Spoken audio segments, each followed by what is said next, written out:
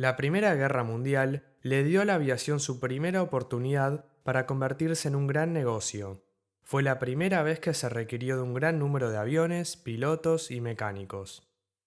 Pero cuando la guerra terminó en 1918, las oportunidades de empleo para pilotos en el ámbito civil eran prácticamente nulas.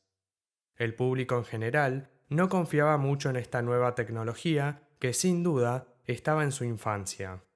Los accidentes aéreos eran bastante comunes. Se podría decir que nadie veía la aviación como algo redituable o peor aún, que tenga un impacto significativo en el futuro. Algo que los aviones podían hacer efectivamente en tiempos de paz era transportar el correo de ciudad en ciudad. Con los años, estas compañías que llevaban las cartas a su destino empezaron a llevar pasajeros. Dos de estas aerolíneas eran Western Air Express y Transcontinental Air Transport. Western Air Express inició sus operaciones en 1926. Contaban con una flota de 6 Douglas M2 para llevar el correo desde Los Ángeles hasta Salt Lake City. Por su parte, Transcontinental Air Transport fue fundada en 1928. Su operación estaba más orientada al transporte de pasajeros, algo extremadamente raro para la época, ya que no era un negocio muy rentable. Sin embargo, contra todo pronóstico, les iba bastante bien. Hacían vuelos entre varias ciudades y también conectaban con el servicio ferroviario, una idea muy innovadora. El 1 de octubre de 1930, estas dos aerolíneas se fusionaron para formar TIWA, Transcontinental y Western Air. La idea era solidificar su posición en el mercado a fin de recibir contratos más grandes. Inicialmente, la aerolínea operaba con una flota de aviones trimotor Fokker F-10 y su oficina central estaba ubicada en Nueva York, aunque al poco tiempo la desplazarían a Kansas City, en el estado de Missouri. La aerolínea volaba rutas domésticas entre grandes ciudades del país, eventualmente uniendo la costa oeste con la costa este en 36 horas. Esta ruta era conocida como la línea Lindbergh. Durante esta época, TIWA, junto con otras tres aerolíneas, American Airlines, United e Eastern, dominaban el mercado de vuelos dentro del país y pasaron a ser conocidas como las cuatro grandes. Mientras que Pan Am, bajo la directriz de Juan Trippe, tenía un monopolio de rutas internacionales. En marzo de 1931, la aerolínea sufrió un accidente fatal con un Fokker 10. La investigación reveló que una de las alas de madera falló en vuelo. Como consecuencia, todos los Fokker 10 fueron retirados de servicio y finalmente desguazados. TWA necesitaba un reemplazo urgente. Pero había otro problema. Boeing estaba a punto de lanzar el 247, pero las primeras 60 unidades iban a ser entregadas a United Airlines. TWA no podía esperar tanto tiempo. Así que los dueños de TWA, Jack Fry y Charles Lindbergh, dos leyendas de la aviación, acudieron a la joven Douglas Aircraft Company para que crearan una aeronave en respuesta al Boeing 247.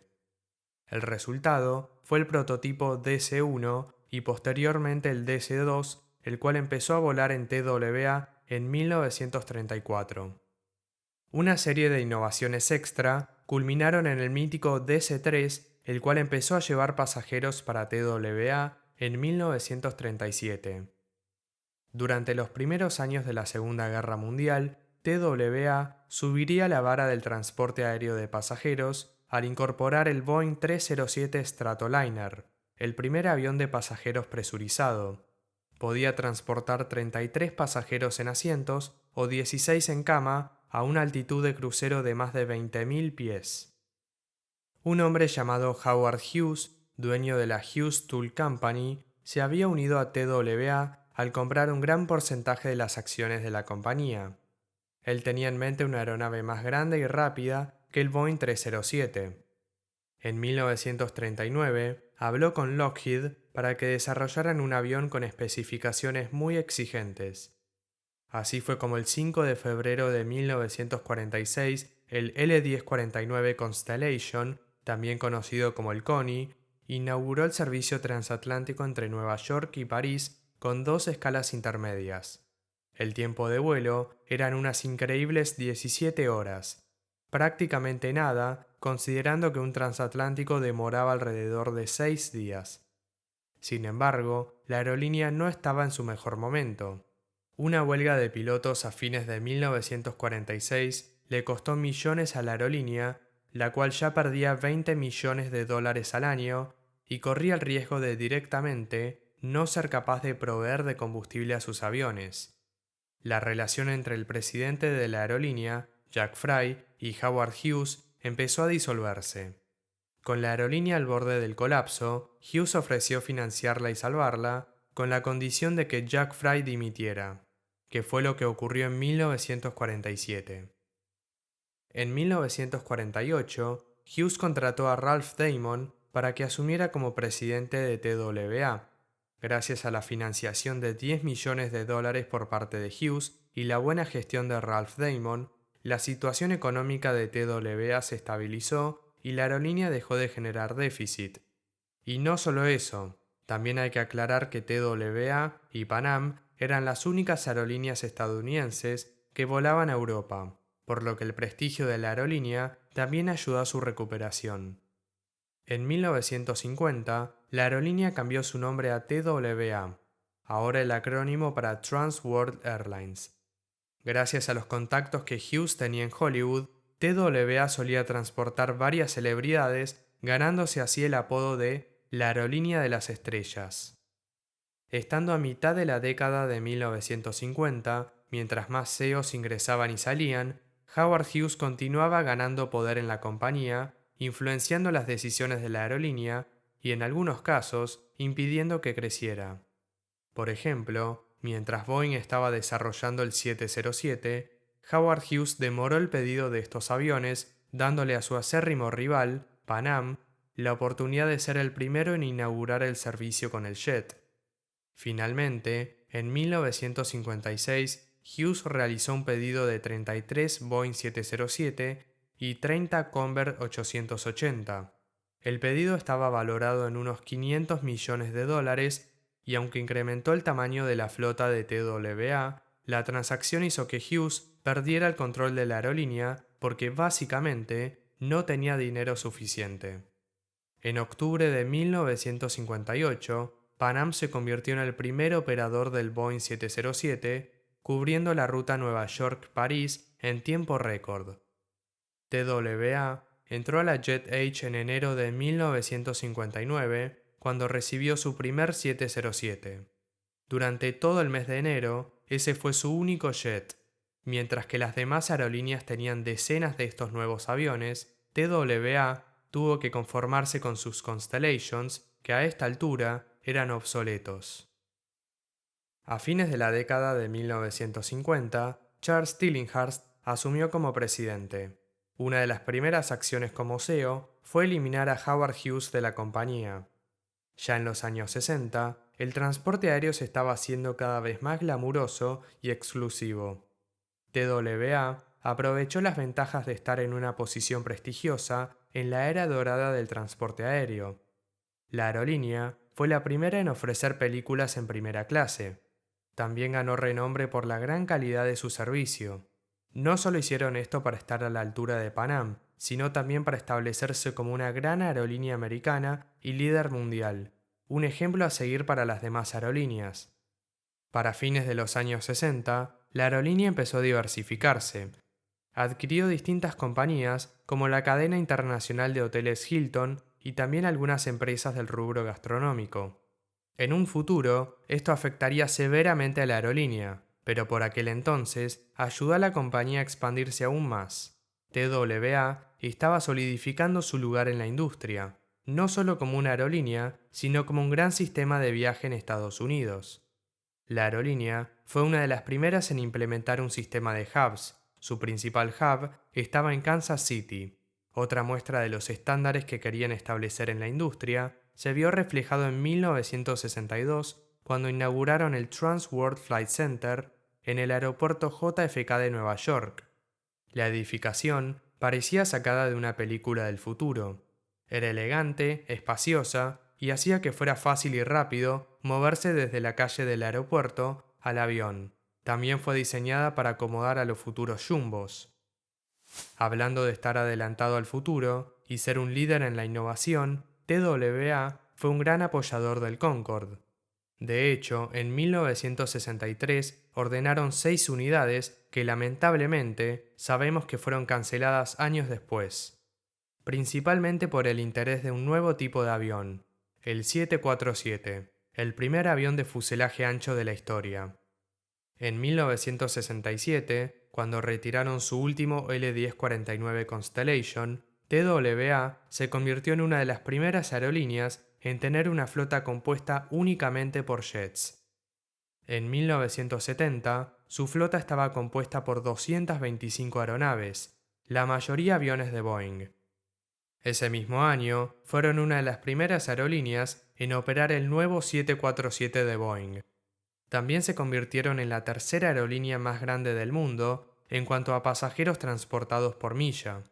Además, llevaban más pasajeros a través del Océano Atlántico que su rival Pan Am. Por si fuera poco, sus rutas alcanzaban varias ciudades de África y Asia, incluida Hong Kong. En pocas palabras, tenían una de las mejores redes mundiales. Sin embargo, esto no duró mucho. La aerolínea recibió un duro golpe con la crisis del petróleo de 1973. Esto afectó a todas las aerolíneas, pero especialmente a aquellas que tenían una flota numerosa de 747, como United y Pan Am. La gigantesca aeronave perdía dinero en cada vuelo debido a la cantidad de combustible que consumía y la escasa cantidad de pasajeros a bordo.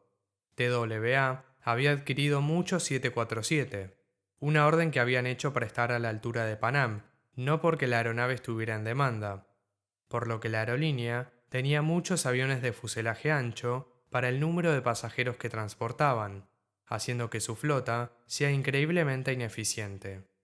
Para sumar a las dificultades económicas, ese mismo año hubo una huelga de tripulantes de cabina. La década de 1970 estuvo llena de cambios para TWA. Como mencioné anteriormente, empezaron a operar el 747. También adquirieron algunos L-1011 TriStar para rutas domésticas de gran demanda y algunos vuelos internacionales. Una aeronave muy popular por su espaciosa y silenciosa cabina. We've made part of first class a dining room with big, comfortable swivel seats. You can even make reservations as you would in a restaurant. Enfrentaron y sufrieron la crisis del petróleo de 1973 y una huelga de tripulantes de cabina. No solo eso, el uniforme de los tripulantes de cabina fue modificado 3 veces. El diseño definitivo fue adquirido en 1978. Ese mismo año, la desregularización de la industria hizo que la aerolínea tuviera que enfocarse más en sus rutas domésticas. La competencia en este sector aumentó significativamente tras la aparición de las low cost. Volar empezaba a ser más accesible para todo el mundo. Con el fin de mantener sus pérdidas a raya, TWA vendió algunos de sus aviones a precios relativamente bajos y también se aplicaron recortes presupuestarios. A mitad de los 80, la junta directiva decidió vender la aerolínea a Carl Icahn. Durante estos años, TWA empezó a operar el nuevo Boeing 767 en sus rutas de larga distancia. La aerolínea siguió expandiéndose aún más cuando en 1986 compraron Ozark Airlines por $250 millones. Al hacer esto, TWA sumó 46 DC-9 y 4 MD-82 a su flota de más de 170 aviones. Fue en esta época cuando la aerolínea alcanzó su apogeo de popularidad. La aerolínea tenía una larga trayectoria y era reconocida a nivel mundial, apareciendo en varias películas y documentales de la época. No solo era una gran aerolínea estadounidense, sino un ícono de la aviación comercial. En el primer cuatrimestre de 1987, la aerolínea contaba con más de $800 millones de ingresos. Ese mismo año, la compañía transportó más de 24 millones de pasajeros. Carl Icahn desplazó los cuarteles de la aerolínea a Mount Kisco, un pueblo en el estado de Nueva York, donde era propietario de algunas oficinas y también su lugar de residencia. De todas formas, fue en los últimos años de los 80 cuando las malas decisiones empezaron a afectar a la aerolínea. Carl Icahn y su junta directiva tomaban decisiones para obtener beneficios a corto plazo en lugar de pensar en grande. A fines de 1988, Carl Icahn decidió privatizar la compañía. Durante este periodo, la aerolínea acumuló una deuda de 4 billones de dólares y empezó a generar déficit. Sin duda, una mala señal. A inicios de la nueva década, la situación empeoró aún más para TWA. Desesperados por un flujo rápido de ingresos, Carl Icahn decidió vender las extremadamente valiosas rutas a Londres a American Airlines. Las rutas estaban valoradas en unos 445 millones de dólares, y aunque con esta simple movida la aerolínea adquirió mucho dinero, la verdad es que la pérdida de estas rutas implicaba que TWA estaba perdiendo participación en el mercado internacional. En enero de 1992, la compañía anunció que estaba en bancarrota.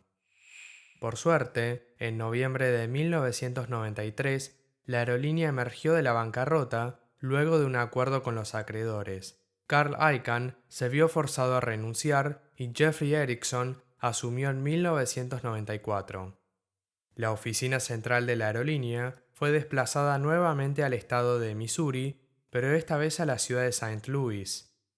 TWA había perdido un 10% de su participación en el mercado internacional. Aún así, incluso en épocas de crisis, TWA siempre se destacó por el buen trato a los consumidores. La aerolínea fue nombrada número 1 en servicio al cliente por J.D. Power. Todo esto debido a sus empleados que todavía creían en la compañía. TWA lanzó una gran campaña de marketing y mejoraron el interior de sus aviones, todo con el fin de mejorar la experiencia de los pasajeros y recordarles que TWA todavía era un líder en el mercado. Y aunque esto ayudó a mejorar la imagen de la compañía, no impidió que siguiera generando pérdidas. Increíblemente, los empleados de TWA eran dueños de una porción de la compañía. En estos años de crisis, hicieron grandes donaciones para intentar salvar la aerolínea, que para ellos no solo era un trabajo, era su familia. Sin embargo, a pesar de estos esfuerzos heroicos, la aerolínea perdió 436 millones de dólares en 1994. En junio de 1995, la aerolínea entró en bancarrota por segunda vez en un esfuerzo por eliminar 500 millones de dólares de su deuda de 1,7 billones de dólares. En 1996, luego de emerger de la bancarrota, TWA empezó un proceso de reorganización. Contrató nuevos empleados y anunció la compra de 15 nuevos MD-83 para intentar recuperar un porcentaje de su participación en el mercado. Sin embargo, la paz se vio interrumpida abruptamente. El 17 de julio de ese año, el vuelo 800, operado por un 747, explotó 12 minutos después de haber despegado de Nueva York. La aeronave se desintegró en vuelo y todos los 230 ocupantes a bordo murieron. El suceso es hasta el día de hoy el tercer accidente aéreo más grave en la historia de Estados Unidos, aunque la investigación oficial asegura que la causa principal de la tragedia fue una explosión en el tanque de combustible central, originada por el sistema de aire acondicionado. Algunos afirman que el vuelo fue accidentalmente derribado por la Marina estadounidense.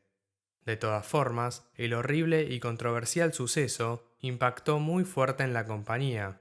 La aerolínea fue severamente criticada no solo por su falta de respuesta después del accidente, sino también por la antigüedad de su flota. El 747 accidentado tenía 25 años de antigüedad y más de 93.000 horas de vuelo. El presidente de TWA, Jeffrey Erickson, renunció 3 meses después del accidente. Durante los últimos meses de 1996, TWA perdió más de 14 millones de dólares. A principios de 1997, la aerolínea se vio forzada a cancelar sus rutas a Frankfurt y Atenas. Para 1998, TWA decidió básicamente arrancar de cero. Su prioridad iba a estar centrada en el mercado doméstico y en respuesta a la mala prensa y críticas sobre su flota, ordenaron 125 aeronaves. Esta nueva flota iba a estar compuesta por aviones bimotor más eficientes. Entre ellos podemos mencionar al 767, el 757, el MD-80, el A320 y el 717. La aerolínea pasó a ser una de las más puntuales del país y también modificaron la pintura de sus aviones, dándole un toque más moderno. Sin embargo, estos cambios llegaron muy tarde y la compañía nunca pudo recuperarse de las secuelas del infame vuelo 800. Si miramos atrás, nos podremos dar cuenta que durante una década entera, la aerolínea estuvo perdiendo dinero. En 1999, Bill Compton asumió como presidente. Compton se diferenciaba de sus predecesores en que también era piloto de TWA, por lo que tenía una doble visión de la aerolínea.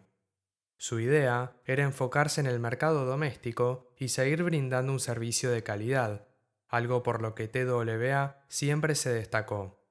En estos meses, la aerolínea estaba renovando su flota. Bill Compton tenía esperanzas en hacer que TWA vuelva a ser lo que era antes. En el año 2000, con el cambio de siglo y de milenio, lanzó un plan de recuperación llamado Visión 2000. Sin embargo, las finanzas de ese año fueron desastrosas, registrando pérdidas de más de $110 millones y siendo el 12º año consecutivo en que la aerolínea operaba en rojo. A pesar de todos los esfuerzos para revertir la situación e incluso ser uno de los clientes de lanzamiento del nuevo Boeing 717-200, la aerolínea tenía los días contados. En enero de 2001, TWA anunció su tercera y última bancarrota y que se fusionaría con American Airlines. Las oficinas centrales fueron desplazadas por última vez a Fort Worth, en el estado de Texas, para la fusión con American. En ese momento, TWA estaba valorada en unos $3 billones. Finalmente, el 1 de diciembre de 2001, tras 75 años de historia, TWA dejó de existir. Puede que TWA haya dejado de operar hace casi 21 años, pero no se puede negar que fueron unos pioneros en la industria. Una aerolínea que pasó de llevar cartas a ser un símbolo de la era dorada de la aviación. Sin duda establecieron márgenes de calidad y algo aún más admirable, una cultura de pertenencia por parte de los empleados que amaban lo que hacían. Irónicamente, TWA fue una aerolínea fundada por pilotos y fue un piloto el que dio un punto final a su historia. El legado de la compañía sigue vivo hasta el día de hoy y seguramente quede intacto para siempre. TWA, Trans World Airlines. We want to be your airline.